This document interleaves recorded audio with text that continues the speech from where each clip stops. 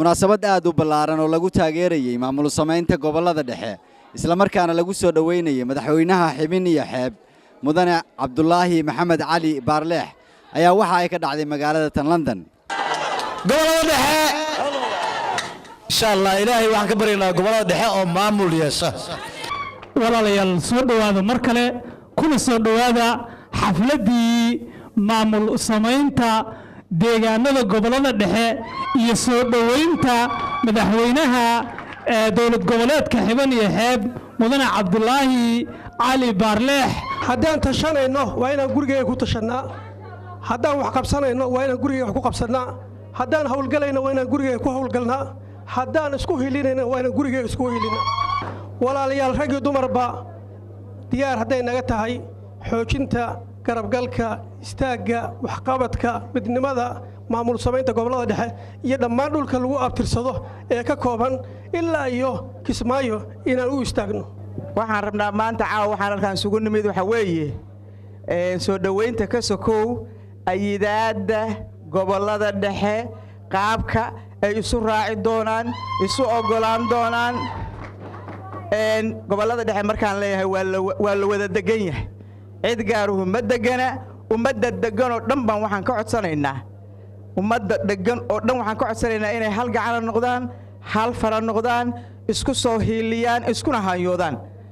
waxaan rabaa inaan ugu baaqo ama aan ka codsado mudane Baarleex iyo ragga kale siyaasiyiinta ah ee Gobolada Dhexe ama maamul ha aadaano ama shacab caadi ha aadaano waxaan ka codsanayaa inay intii isu tagaan maamul sharaf la sameystaan waxa ugu horeeya ay sameeyaan ay noqoto inay furaan dekada Hobyo. dekada ayada ah waa dekad faac weyn oo xaqiiqdi u baahan in la furo. haddii ay dekadaas sidaa u sii xirnaato waxaa dhumaya runtii sharafkii iyo mataqaanaa khayraadkii goboladaas ay lahaayeen baa dhumaya runtii inay soo baxaan ama midda bariga ha noqoto ama midda badda ha noqoto. galmudug iyo galguduud mudane maadiisu geyso waa garadha galmudug iyo galguduud maadiisu geyso waa garadha. بليز أم بليز أبي كاربتا إن أد جوجوشاس فينيس أنا جنا تاجران كل جرب تاجرناي هدانا إذا يردا كسوجي ده gobolada dhexe weyn baabeen waxay u baahan maanta waxaan aaminsanahay min laga soo bilaabo raas cadina raas gabooni haddaan mudug iyo galgudud dhisno oo niyad saafi ah ku dhisno wallahi Soomaaliya dadka hogaaminaysa geesiyiintu ayay ka yimaadeen. arrinta ku saabsan barnaamijka Gobolada Dhexe muxuu ahay dhismaha laga rabo sida loo sugayo oo loogu xiiso qabo oo ay muhiim ugu tahay in Gobolada Dhexe hore loo mariyo. waxaa laga yaabaa inta badan dadku inay eedeeyaan oo yiraahdaan dadka Gobolada Dhexe ka yimid waa dad dhib badan anaga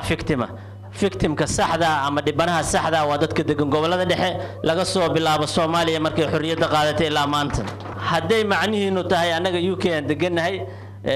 waa taageersanahay wax meesha ka jira macnaheedu waxay tahay waa rabnaa laakiin in dad kale noo keenaan rabnaa annaga tagayna anaa idin bilaabay dad kale walaalaha iga horeeyay annaga israacayna waa dhisanaynaa waxaan haysanaa ku cunaynaa Soomaali weyna meesha ay ka dhismi lahayd waa meeshaas fikriyan waxaan aaminsanahay waxa la dhisi doona taasay u socotaa aakhirkeeda dambe. Yusuf Garabey warbaahinta qaranka Soomaaliyeed London.